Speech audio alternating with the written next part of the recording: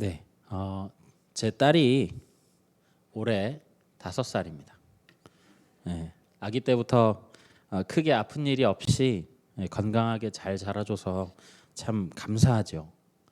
그런데 이 아이가 저를 닮았습니다. 많이 닮아서 크게 아픈 일은 없지만 작은 병치레를 자주 합니다. 저도 전체적으로는 굉장히 허약하지만 치명적인 데가 없어서 이렇게 살아가고 있는데 이 아이도 그렇습니다. 특히 이제 코가 약한 부분 중에 하나인데요. 이 날씨가 좀 춥거나 추운데 나가서 놀았다거나 장시간 있었을 때에 이 코를 훌쩍 이게 되죠. 어느 때는 콧물이 이 만화에서 보는 것처럼 쭉 나오기도 합니다. 그렇게 되면 반사적으로 이 아이는 팔을 들어서 옷 소매에다가 이 콧물을 닦아내죠. 사실 저도 그랬습니다. 저도 어렸을 때 늘 제 옷 소매가 반들반들했던 그런 기억이 나요. 저도 그렇기 때문에 별 할 말이 없는데 이제 몇 번을 그렇게 코를 닦고 나면 아내가 이제 옷을 갈아입혀 주죠. 그런데 새 옷을 입어도 마찬가지입니다. 콧물이 나오면 바로 팔이 가는 거죠. 그럼 저는 아이고 어쩌면 저런 것까지 나를 닮았을까 이런 생각을 하게 되는 거죠. 이게 콧물이 나오면 뭐 생각해서가 아닙니다. 반사적으로 한 번 했었기 때문에 반사적으로 이 행동이 나오는 거죠. 인간에게 이 습관이라고 하는 것이 이렇게 무섭습니다. 제 딸이 반사적으로 이 옷소매에 코를 닦는 것은 습관이 되어서거든요. 어느 날부터 한 번 하기 시작한 이후로 계속되었기 때문에 옷을 바꿔 입는다 하더라도 이 습관은 사라지지 않습니다. 오늘 말씀은 그런 관점에서 보시면 좀 이해가 빠르실 것 같아요. 본문 말씀을 보면 에베소서의 일부분입니다. 에베소서는 이 이름에서 드러나듯이 사도 바울이 이 소아시아, 지금의 터키 지방, 뭐 요즘에는 표기 때문에 튀르키예라고 표현을 하기도 하는데 이 터키 지방에 있는 이 에베소라고 하는 교회에 보낸 편지입니다. 사도 바울은 늘 하던 대로 어느 곳에 가든지 사도 바울이 이렇게 행동을 했는데요.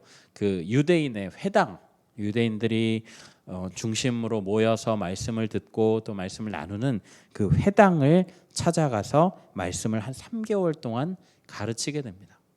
그런데 아시다시피 유대인들이 이 바울을 좀 미워하잖아요. 그래서 말씀을 전하더라도 이 말씀을 받아들이거나 하지 못하고 이 거부하는 일들이 계속해서 발생을 하기 때문에 이제 밖에 있는 두란노 서원이라고 하는 곳에서 이 말씀을 가르쳤습니다. 이곳에서 2년 정도의 시간을 이렇게 말씀을 강론하니까 유대인과 헬라인들이 말씀을 듣고 많이 믿게 되는 것이죠. 특별히 이 에베소 교회에는 이방인 그리스도인들이 아주 많았습니다. 사도 바울은 이 편지를 보는 이방인 그리스도인들에게 이 구원의 영광에 참여했음을 상기시켜주고 그리고 그들의 정체성을 세우기 위해서 이 편지를 썼다고 합니다. 그 중에도 우리가 보고 있는 오늘 본문 말씀은 이방인 그리스도인들에게 그리스도를 믿지 않는 이방인들과는 다른 생각, 다른 행동, 다른 믿음을 가져야 한다고 가르치고 있습니다. 이 사도 바울이 기록한 다른 서신들을 우리가 살펴볼 때 바울 자신이 사역하고 또 세웠던 그런 교회에 어떠한 문제가 생기거나 또 논쟁이 생겼을 때에 그것을 정리하고 해결하거나 권면하기 위해서 이 서신들을 기록하곤 했죠. 이 편지 역시도 마찬가지였습니다. 그것은 이 에베소라고 하는 도시의 특성을 살펴보면 우리가 어렵지 않게 추론이 가능합니다. 이 에베소라고 하는 도시는 소아시아의 항구 도시, 아까 전에 설명을 드렸죠. 소아시아의 항구 도시이고 또 로마 시대에 굉장히 융성한 이 산업 중심 도시였습니다. 이 에베소에 있었던 것 중에 가장 유명한 게 뭐냐면 이 아데미 신전인데요. 그 크기가 어마어마했다고 합니다. 엄청난 크기의 이 아데미 신전을 만들었는데 그 웅장한 그 규모와 또 아름다움 때문에 이 고대 이 세계의 7대 불가사의 중에 하나로 꼽힐 정도였다고 합니다. 또 2만 5천 명 이상이 관람할 수 있는 그런 거대한 원형 극장이 있었고요. 그리고 그 근처에는 이 맹수들끼리 혹은 맹수와 사람 사이에 이 싸움이 벌어졌었던 이 경기장이 있었다고 합니다. 아데미 신전, 원형 극장, 또 경기장을 찾는 이 사람들, 수많은 관광객들과 또 순례객들이 이 에베소의 가장 큰 수입원이었다라고 말할 수 있습니다. 한마디로 얘기하면 유흥과 향락과 그리고 이 우상 숭배와 스포츠와 공연, 이런 사람들의 어떤 시선과 마음을 빼앗을 수 있는 모든 요소들을 다 갖추고 있는 그런 곳이 바로 이 에베소였다라는 거죠. 그런데 그런 곳에서 이 사도 바울이라고 하는 사람이 와서 복음을 전합니다. 이 에베소 사람들 입장에서 보면 이 같은 유대인들조차도 죽일 듯이 미워하고 그런 유대교의 이단 사이비 종교 지도자가 와서 공공연히 아데미 숭배를 비난하고 또 그의 말에 수많은 사람들이 동조를 하고 있다라는 거예요. 이것이 에베소 사람들에게 경제적으로 얼마나 큰 위협이 되었느냐 하면 이 아데미의 모습을 은으로 만들어서 조그맣게 만들어서 가지고 다닐 수 있게 그렇게 작게 만들어 팔던 이 데메드리오라고 하는 사람의 선동으로 인해서 사도 바울을 그 도시에서 몰아내거나 아니면 죽이려고 하는 그 폭동이 일어날 정도였다고 합니다. 이런 상황 가운데서 이 복음을 받아들인 이방인 그리스도인들의 그 마음이 흔들릴 것을 염려했던 것이죠. 오늘날 우리가 쓰는 표현으로 말하면 이런 표현입니다. 정신 차려. 내가 어떤 사람인지 기억해내. 너는 그리스도인이야. 저 사람들과 같은 사람들이 아니라고 라고 이야기하는 것이죠. 우리 17절 말씀 보시면 17절 말씀에 나와 있는데요. 우리 이 시간에 17절 말씀 함께 보도록 하겠습니다. 17절입니다. 그러므로 내가 이것을 말하며 주 안에서 증언하노니 이제부터 너희는 이방인이 그 마음에 허망한 것으로 행함같이 행하지 말라. 여러분, 여기에서 주 안에서 증언한다라고 번역이 되니까 의미가 좀 모호해 보이잖아요. 그런데 이 원어의 의미를 살리게 되면 이 표현은 엄숙하게 선언한다라는 의미입니다. 그 선언을 누구 안에서 한다라고 이야기하냐면 주 안에서. 여기서 주라고 하는 표현을 쓰는 것은 주인 주자입니다. 모든 것의 주인이 되신 그 하나님의 외아들이자 동일 본체이신 예수 그리스도의 권위에 의지해서 말한다라는 거예요. 그 권위에 의지해서 이제부터 너희는 저 이방인들처럼 허망한 것을 행하지 말라라고 이야기합니다.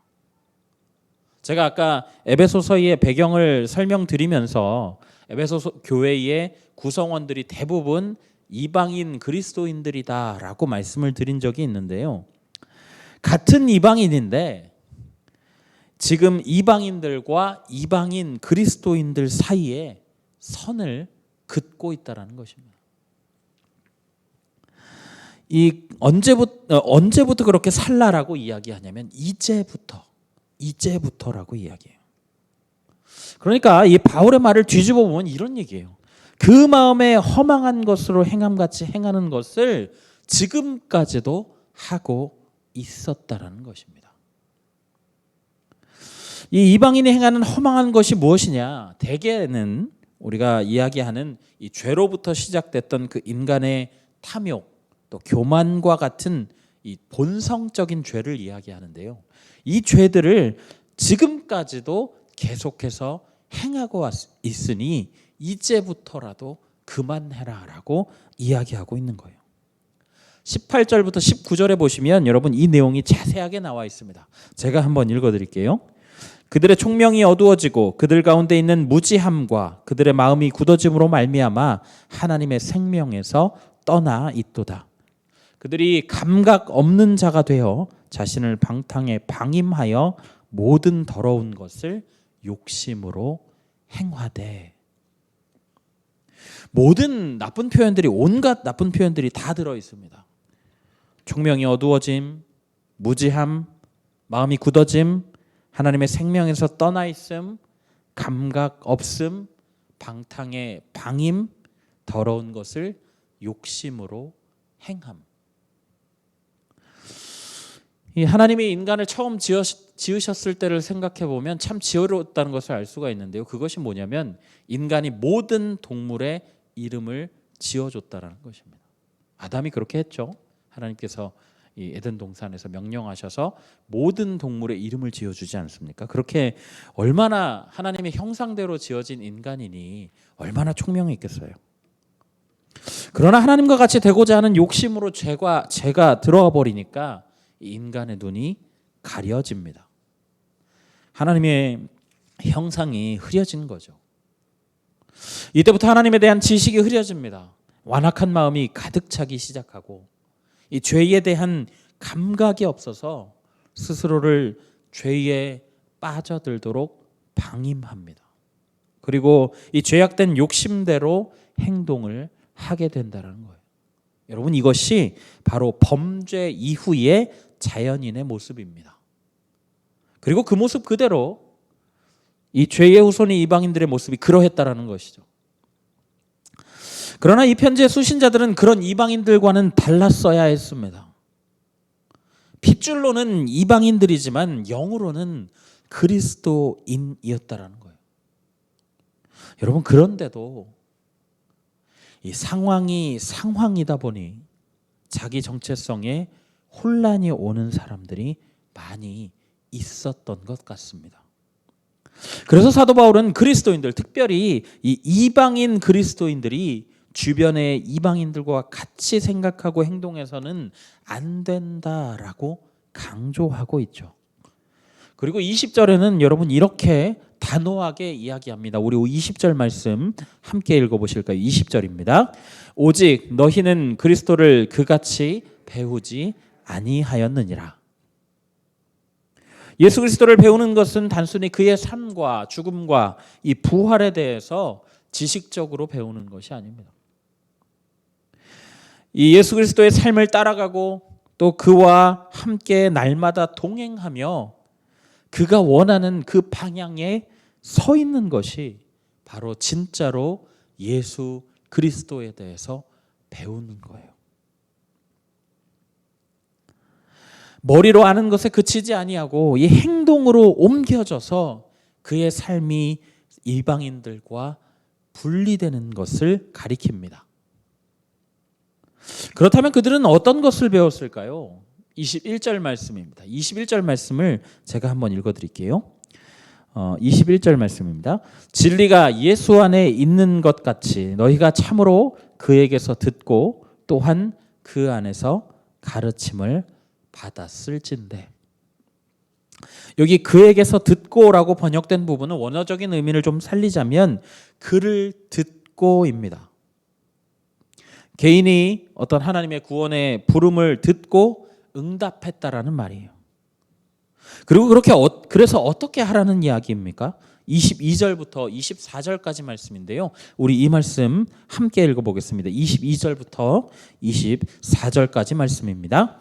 너희는 유혹의 욕심을 따라 썩어져 가는 구습을 따르는 옛 사람을 벗어버리고 오직 너희의 심령이 새롭게 되어 하나님을 따라 의와 진리의 거룩함으로 지으심을 받은 새 사람을 입으라. 아멘.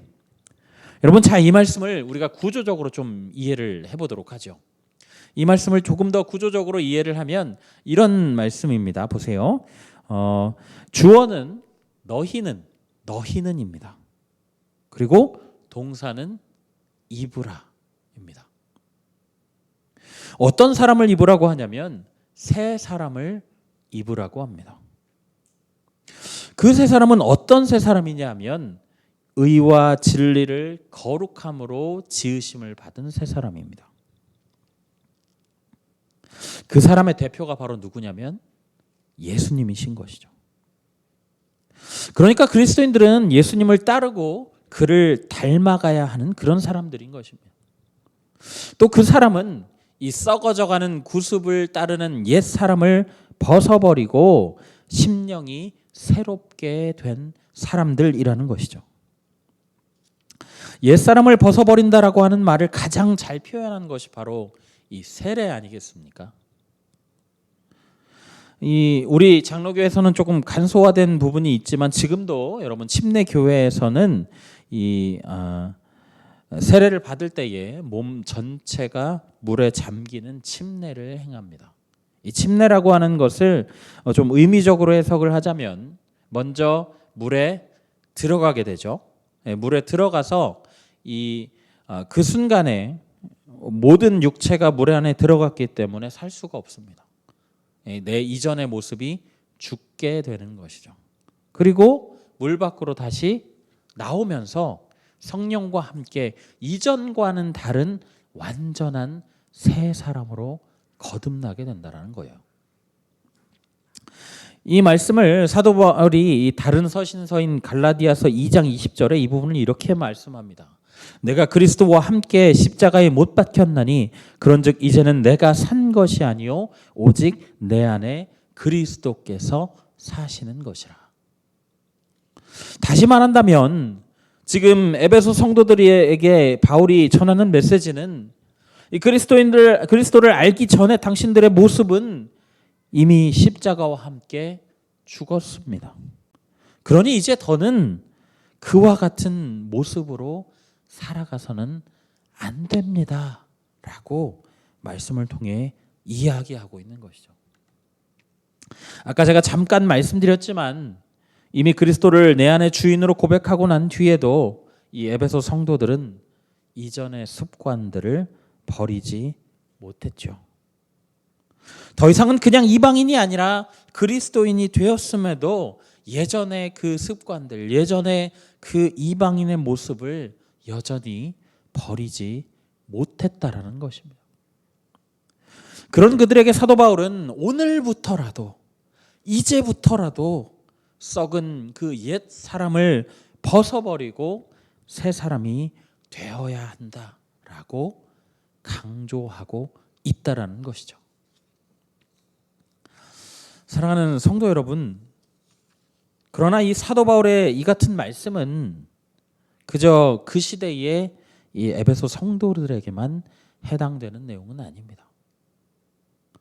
2000년도 더 지난 오늘을 살고 있는 우리에게도 동일하게 적용되는 말씀이에요. 왜냐하면 지금이 그때보다 더 악하고 지금이 그때보다 더 마지막 때에 가깝기 때문입니다. 오늘날 수많은 사람들이 그리스도인이라고 하는 이름으로 세상에서 살아갑니다. 그런데 우리의 삶도 이 그리스도인다운 삶을 살고 있는지에 대해서 우리가 생각해 볼 필요가 있다라는 거예요. 인도의 민족 운동 지도자 간디라고 하는 사람이 이런 말을 했다라고 합니다. 나는 예수 그리스도를 존경한다. 산상수훈은 여전히 내게 진리다. 그러나 나는 그리스도인들을 좋아하지 않는다. 그들은 예수를 닮지 않았기 때문이다. 세상 속에 그리스도인으로 살고 있는 우리는 세상 사람들에게 그리스도의 편지로, 그리스도의 초청장으로 살아가야 합니다. 여러분, 그러나 그렇지 않은 경우가 더 많다라는 것을 우리는 알 수가 있죠. 왜 그럴까요? 우리의 신분은 성령의 내주하심으로 죄인에서 의인이 되었습니다. 그런데 우리에게 여전히 죄의 습관이 남아 있기 때문입니다. 기본적으로 모든 인간은 익숙하고 안정적인 것을 선호하는 그런 경향이 있습니다. 아무리 도전을 즐기는 사람이라 하더라도 우리 몸 깊숙하게 박혀있는 그 습관들을 바꾸는 것은 그다지 즐거운 일이 아닙니다. 그 즐겁지 않은 일을 꾸준히 해야 한다라는 거예요. 더군다나 그냥 몸에 밴 습관 정도가 아니고 우리의 DNA를 바꿔야 하는 일입니다. 얼마나 어렵겠어요. 사도 바울은 로마서 7장 24절에 이렇게까지 이야기합니다. 오호라, 나는 곤고한 사람이로다. 이 사망의 몸에서 누가 나를 건져내랴. 여러분, 그렇게 어려운 거예요. 죄의 습관은 그 모양이 무엇이든 간에 예수 그리스도의 방향과는 정반대에 있습니다.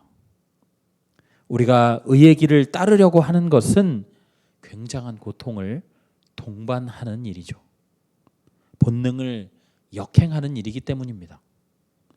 그러나 우리에게 이 고통스러운 길을 반드시 가야 하는 이유가 있다라고 한다면 여러분, 그것은 우리가 옛사람이 아니라 예수님이 선언하시고 선포하신 새 사람이기 때문입니다.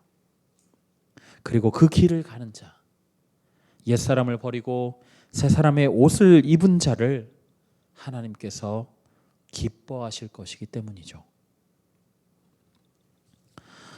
사랑하는 성도 여러분, 제가 말씀을 시작하면서 제 딸의 이 반들반들한 옷소매에 대해서 말씀을 드렸었습니다. 콧물을 닦는 용도로 사용되는 옷소매는 이 한 번에 고쳐질 수 없죠. 말씀드린 대로 새 사람이 되는 것도 하루아침에 되는 일이 아닙니다. 이 뼈를 깎는 투쟁이 필요하다라는 것이죠. 우리의 삶과 전 영역의 주인 되시는 그 하나님과 우리를 위해 순종함으로 목숨까지 아끼지 않고 내어주신 예수님과 우리 안에 내주하셔서 우리를 위해 말할 수 없는 탄식으로 간구하시는 성령께서 우리와 함께 하십니다. 비록 우리가 하기에는 참 어려운 일이지만 이렇게 삼위 하나님과 함께 이 걸음을 걸어간다면 우리가 날마다 매일마다 하루 한순간 한순간 예수 그리스도를 닮아가는 모습이 될 줄로 믿습니다. 바라기는 우리 모든 성도님들이 비록 어렵다 할지라도 이 새 사람이 되는 이 길에 서서 세상 속에 그리스도인의 정체성을 드러내고 우리를 통해 예수 그리스도를 궁금해하게 하며 또한 하나님을 기쁘시게 하는 그런 삶을 살아가시기를 예수님의 이름으로 간절히 부탁드립니다. 아멘. 우리 이 시간에 말씀을 생각하시면서 함께 찬양하실 텐데요. 여러분 너무 잘하는 찬송가입니다. 주와 같이 길 가는 것 함께 찬양하며 나아가겠습니다.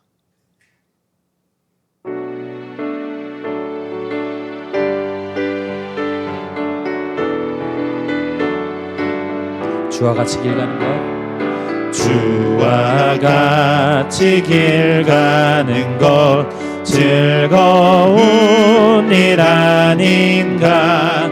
우리 주님 걸어가신 발자취를 밟게 2절입니다.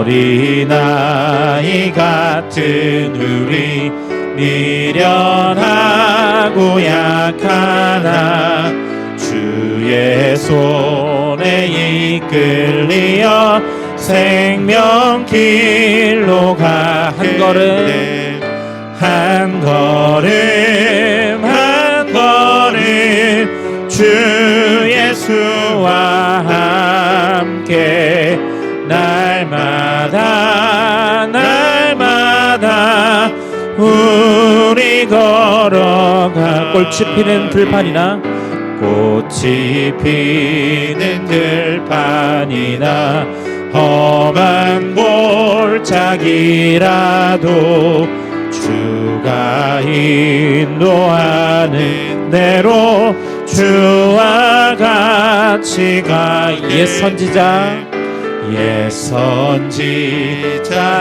녹같이 우리들도 천국에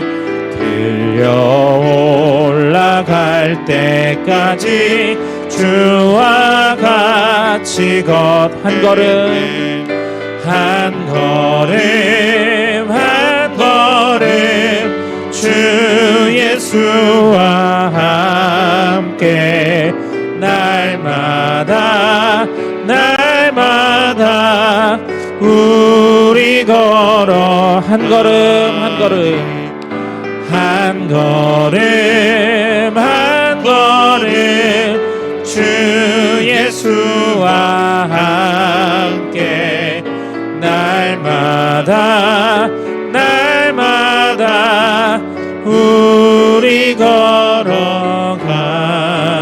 걸어가리. 아멘. 우리 이 시간에 말씀을 생각하시면서 함께 하나님 앞에 기도하며 나아가실까요? 사도 바울은 이야기했습니다. 옛사람을 벗어버리고 우리가 이미 약속된 그 새 사람을 입어서 우리가 계속해서 하나님과 함께 동행하며 주님이 가르치시는 그 길 가운데 서 있기를 원한다 라고 이야기합니다. 우리 시간에 이렇게 두 가지 기도 제목 가지고 함께 기도하며 나아가실까요? 하나님, 우리에게 옛 사람을 벗어버리고 새 사람을 입을 용기를 허락하여 주시옵소서.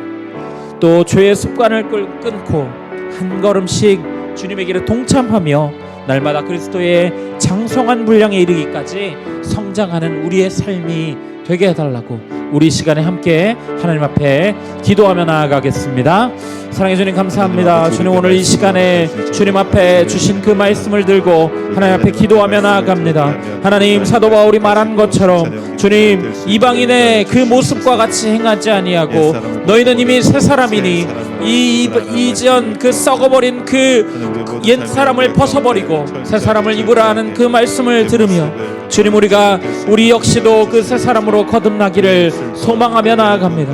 하나님, 우리의 삶 가운데 개입하여 주셔서 주님, 옛 사람을 벗어버리고 새 사람을 입을 수 있는 용기를 우리에게 허락하여 주시옵소서. 주님, 그 길이 비록 어렵고 고통스럽다 할지라도 하나님, 우리가 주님 예수 그리스도를 품은 자로서 성령께서 우리 안에 내주하시고 하나님의 도우심과 예수 그리스도의 헌신하심을 주님 바탕으로 하여서 주님, 하나님과 함께 동행하며 주님과 함께 한 걸음 한 걸음 걸어가는 그 자리가 될 수 있도록 하나님, 우리의 그 걸음을 주님 인도하여 주시기를 원합니다.